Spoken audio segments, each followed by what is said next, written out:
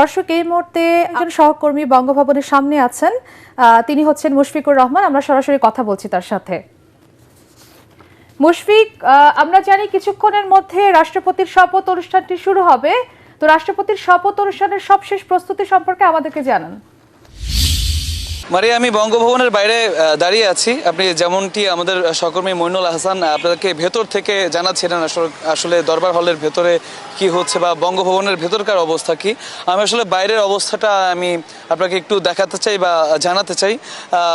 আমরা দেখেছি যে 5:52 আসলে রাষ্ট্রপতির যে প্রোটোকল দেওয়ার যে বাহনটা বা গাড়ি বহর সেটা কিন্তু আসলে প্রবেশ করেছে এই বঙ্গভবনের ভেতরে। আপনি দেখতে পাচ্ছেন এখানে আইন শৃঙ্খলা রক্ষাকারী বাহিনী যারা আছেন তারা কিন্তু আসলে দুপুরের পর থেকেই বেশ তৎপর রয়েছে। আমি যদি একটু বাম দিকে দেখাই, দেখতে পাচ্ছেন যে আইন শৃঙ্খলা রক্ষাকারী বাহিনী তারা লাইন করে সেখানে দাঁড়িয়ে আছেন, কারণ এখানে আমরা দেখতে পাচ্ছি যে যারা শপথ অনুষ্ঠানে আসবেন অতিথি যারা প্রায় 1200 অতিথি আসলে আজকে এই শপথ অনুষ্ঠানে আসার কথা রয়েছে আমরা জেনেছি। তার বাইরে উৎসুক জনতা যারা আছেন তারা কিন্তু এরই মধ্যে বঙ্গভবনের বাইরের যে গোল চত্বরটি সেখানে এসে ভিড় জমানো শুরু করেছে। বামে এবং ডানে তারা কিন্তু অবস্থান করছেন এবং তাদেরকে আসলে সুশৃঙ্খলভাবে অবস্থান করানোর জন্য আসলে আইন শৃঙ্খলা রক্ষাকারী বাহিনী তারা কিন্তু তৎপর রয়েছে। আপনি দেখতে পাচ্ছেন ডান দিক দিয়ে কিন্তু আসলে অতিথি যারা আছেন তারা কিন্তু এখনো প্রবেশ করে যাচ্ছেন। আমরা দেখেছি যে 5টা নাগাদ আসলে অতিথিরা বঙ্গভবনের ভেতরে ঢোকা শুরু করেন এবং এখনো পর্যন্ত কিন্তু সেটা চলমান রয়েছে। এছাড়া যেটা বললাম যে পথচারী যারা আছেন, উৎসুক জনতা যারা আছেন তারা আসলে এখানে অপেক্ষা করছেন যে নবনির্বাচিত রাষ্ট্রপতি মির্জা ফখরুল ইসলাম আলমগীর তিনি আসলে কখন ঢুকবেন। যদিও সেটা দেখার বা কাছে যাওয়ার কোনো সুযোগ নেই আইনি নিরাপত্তার কারণে, তারপরে কিন্তু উৎসুক মানুষ এখানে এসে অবস্থান করছেন এবং তারা দেখতে চাচ্ছেন তাদের যে নবনির্বাচিত বাংলাদেশের রাষ্ট্রপতি তার শপথ অনুষ্ঠানের যে খবরাখবর তারা এখান থেকেই সেটা গ্রহণ করতে চাচ্ছেন। যদিও বঙ্গভবনের ভেতরে কি হচ্ছে সেটা বাইরে থেকে বোঝার একেবারেই সুযোগ নেই, তারপরও কিন্তু মানুষের ভিড় আমরা এখনো পর্যন্ত এখানে দেখেছি।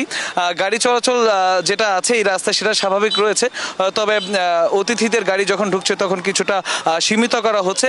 তবে এখনো পর্যন্ত আমরা বিএনপির দলীয় কাউকে আসলে ওরকম কাউকে আমরা কিন্তু দেখিনি এখানে এসে জড়ো হতো। তবে বিএনপির শীর্ষস্থানীয় যারা নেতৃবৃন্দ আছেন বা সমাজের মান্যগণ্য যারা আছেন যারা দাওয়াত পেয়েছেন আসলে এই শপথ অনুষ্ঠানে উপস্থিত থাকার জন্য তারা কিন্তু এরই মধ্যে আসলে বঙ্গভবনের ভেতরে প্রবেশ করা শুরু করেছেন।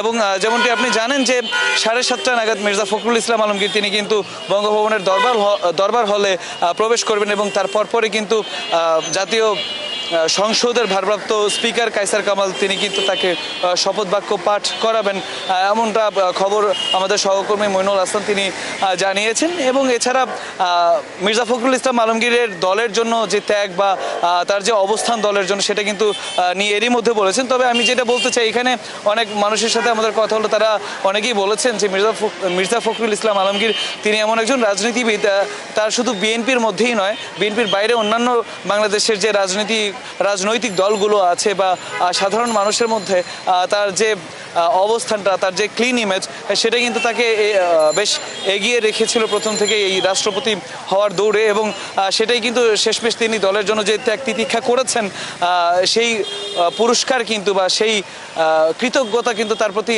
জ্ঞাপন করেছেন বিএনপির পক্ষ থেকে। এবং তার যে যথাযথ সম্মান সেই সম্মান কিন্তু তিনি পেয়েছেন এমনটাই বলছেন অনেক উৎসুক জনতা এখানে যারা আছেন তারা বলছেন সেই ব্যাপারটা। কারণ আন্দোলন সংগ্রামে তিনি যেভাবে বিএনপিকে নেতৃত্ব দিয়েছেন আসলে দুঃসময়ে, সেই ব্যাপারটা আসলে বিএনপির নেতাকর্মী তারাও স্মরণ করেছেন এবং তাকে যোগ্য ব্যক্তিকে যোগ্য আসনে অধিষ্ঠিত করা হচ্ছে এমনটাই কিন্তু বলছেন তারা। এছাড়া রাষ্ট্রপতি হিসেবে তার আজকে তার যে শপথ গ্রহণ সেটাকে নিয়ে আগে থেকেই বেশ উৎসাহ উদ্দীপনা বিরাজ করছিল। এই মুহূর্তে আমরা তো এখানে দুপুর থেকে অবস্থান করছি, সন্ধ্যার এই আগ মুহূর্তগুলোতে আমরা দেখছি যে আইন শৃঙ্খলা রক্ষাকারী বাহিনীর মধ্যে যে তৎপরতা এবং সাধারণ মানুষের মধ্যে যে এখানে অবস্থান করার একটা উচ্ছ্বাস এবং আগ্রহ সেটা কিন্তু আসলে চোখে পড়ার মতো। এবং এরপর পরই আসলে 7:30 নাগাদ এই শপথ অনুষ্ঠান শুরু হবে যেমনটা আগেই জানিয়ে রেখেছি।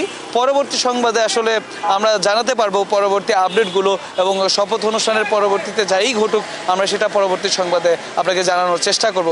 মারিয়া, এই ছিল এখনকার মুশফিক, মতো আপনাকে বঙ্গভবনের ধন্যবাদ। সামনে থেকে আমার কাছে সবশেষ খবর। জি মুশফিক, আপনাকে ধন্যবাদ।